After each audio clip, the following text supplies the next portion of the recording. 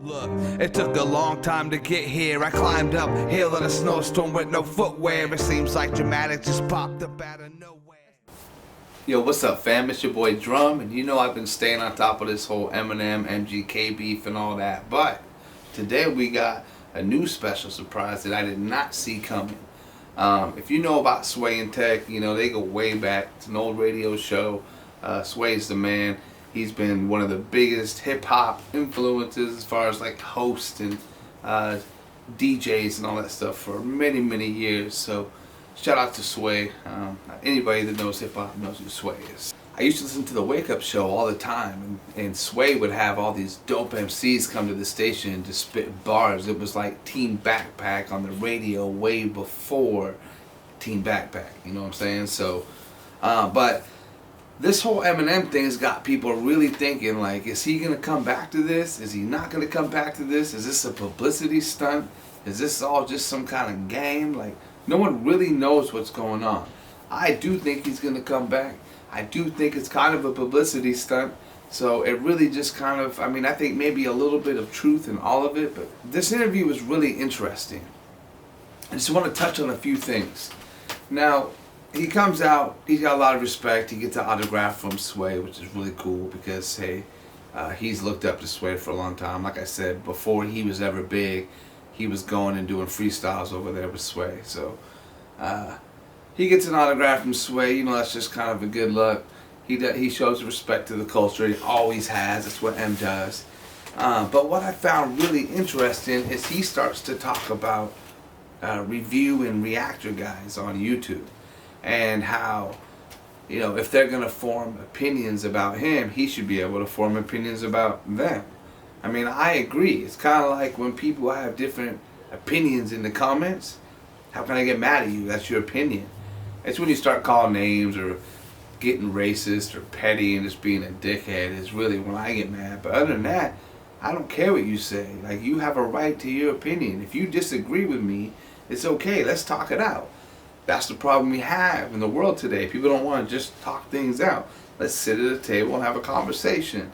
You don't have to get all crazy and all riled up in your emotions because we're not going to make anything out of that. So I think it's really cool that they're having this sit down. He's going to address some things about it because, I mean, people are just kind of up in the air as far as all this stuff goes. And I know a lot of people are in limbo waiting, just waiting for this response. I know I am. So there's not really a better person to interview Eminem besides Sway. So I knew this would be interesting from the jump. But the whole thing about, you know, us review people and how he doesn't really think that, you know, a lot of us have a right to our opinions unless we really know what we're talking about. I've been saying that. If you don't know what you're talking about, what are you doing? Like, why are you out here trying to like tell people, oh, this is tight, this is not? Now Sway brings up a very good point when he says, it kind of reminds me when we were kids and we used to just listen to music and get all turned up and excited about it. But now they have YouTube and they can just film themselves doing it. So that's the difference. That's definitely true. So I can't be mad at that. If that's what you do with your channel, more power to you. I just try and break things down from a different perspective, from years and years of experience. Stuff I know only Father Time can teach you. So I just try and really just break down everything I know. If you don't like what I have to say, I've told you before, you know, keep it moving. So I don't really feel like he's talking to me when he says those kind of things, but I do feel like he's talking to majority of YouTube when he says that, you know, reactors and review guys just have a lot of shit to say but can't write a 16 or do this stuff themselves. And he's pretty much right. He did bring up the whole Chloraseptic remix and how review guys were saying that why wasn't this on the album? Well, that's what I said on my review. Like, I went off about how it was a better version than the album version, and that if he was smart, he would have put that on the album instead of the other one. He starts talking about this, and I'm like, damn, he's talking about me. And I'm sure there's other people online that did that, but I was one of them, so he's talking about me. I said that. And I hope you watched the video, Em, because you even admit in this interview that it made you think, is this the sound people want?